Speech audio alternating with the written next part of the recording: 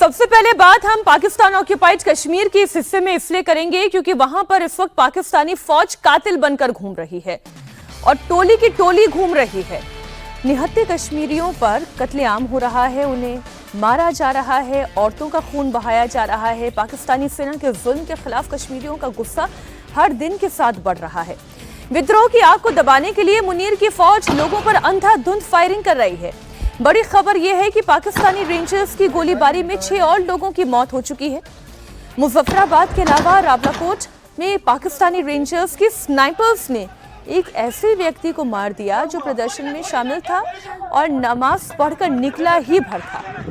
PoK के रावलाकोट, मीरपुर, कोटली में Pakistani rangers की गोलीबारी और मौत को लेकर लोग सड़क पर हैं। तस्वीरें आपके सामने हैं।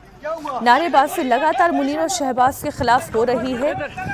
पाकिस्तान से आजादी की मांग हो रही है। ये मुजफ्फराबाद की अवाम है भाई, इधर लेके आए। ये गोलियां बताएं, ये लगातार ये गोलियां मारे जा रहे हैं। यह है एफसीपीसी और रेंजर, यह है एफसीपीसी रेंजर जो नेते हम शहरियों पे गोलियां चला रहे हैं। इंटरनेशनल मीडिया, यूएनओ, अक़वाम मुत्तहिदा और दुनिया के बैनुल-अक़वामी अदारे ये देखें, ये मुजफ्फराबाद में ये क्या खून की आली खेली जा रही है। ये देखें, ये हमारे नेते लोगों पर गोलियों की बौछार। यह है पाकिस्तान का कश्मीर जिसे वो कहता है ये मेरी शहरक है। ये हम लोगों पर गोलियां चलाने वाले दरिंदे। दुनिया जागे, दुनिया जागे और ये देखे हम नेता लोगों पर किस तरह गोलियां चलाई जा रही है। जिंदगी वाकई यहाँ कितनी मुश्किल है। वहाँ पे व्यक्ति बोल रहा है दुनिया जागे, और वो दुनिया के जागने की बात इसलिए कर रहा है क्योंकि सबसे ज्यादा अगर सख्त रवैया इस पूरे मामले पर अख्तियार किया है तो वो केवल भारत है। बाकी पूरी दुनिया तो चुप बैठी हुई है। अमेरिका चुप है, रशिया चुप है, चीन चुप है, जो दुनिया की महाशक्तियां हैं वो तो सब चुप बैठी हुई हैं। पूरा यूरोप चुप है।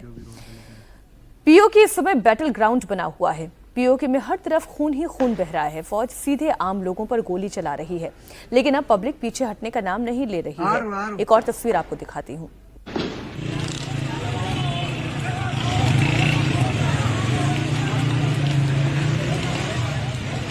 चारों तरफ भीड़ सड़क पर है, इसके बावजूद जबकि वो ये जानती है कि सामने से फायरिंग हो रही है, किसी के भी सिर पर ये गोली आकर लग सकती है, लेकिन इसके बावजूद सिर पर कफन बांधकर पीओके में लोग बाहर निकल चुके हैं। दुनिया क्या कर रही है? मास मर्डर हो रहा है, सामने से गोलियां चल रही है। भारत के अलावा कौन बोल रहा है? बिल्कुल। और ये इस नरसंहार को अभी देखिए 2 तारीख को कल मतलब दूसरे राउंड का इलेक्शन होना है। यहाँ जो पीओके का पहला इलेक्शन एकदम रिग्ड है। यहाँ तो पूरा रिग्ड ही इलेक्शन होता है। आप हम लोग पहले भी चर्चा कर चुके हैं कि 53 सीटें हैं, उसमें से 8 तो पहले आरक्षित कर रखी हैं। महिलाओं के लिए, उलेमा के लिए, टेक्नोक्रेट के लिए वो अपने सरकार अपॉइंट कर देती है, जो केंद्र की सरकार होती है। मतलब जहां नवाज शरीफ की पार्टी की सरकार है, अवामी लीग की, वो अपॉइंट कर देगी। उसके बाद 12 सीटें भारत से, जो भारतीय कश्मीरी जो लोग हैं, हालांकि वो भी भारत का हिस्सा है, वो कश्मीर है, वो भी हमारा ही है, लेकिन इस नाम पर कि ये कश्मीरी प्रवासी हैं और देश के अलग अलग हिस्सों में बसे हुए वहाँ नहीं है, उनको 12 सीटें। तो 53 में से आपने 20 सीटें आरक्षित कर दी। बाकी 33 सीटों के इलेक्शंस होने हैं। 5-10 भी अगर जीत गए तो हो गया, आपकी सरकार बन गई। आप एक प्रॉक्सी सरकार, एक अपनी कठपुतली सरकार बिठाते हैं। और पहले ही राउंड में 13 सीटों में से 9 सीट उनकी नवाज शरीफ की पार्टी जो है अवामी लीग जीत चुकी है। तो अब ये सेकंड राउंड में करके अपनी सरकार बना लेने का इनकी अपनी जो योजना है, प्रॉक्सी बिठा देने का।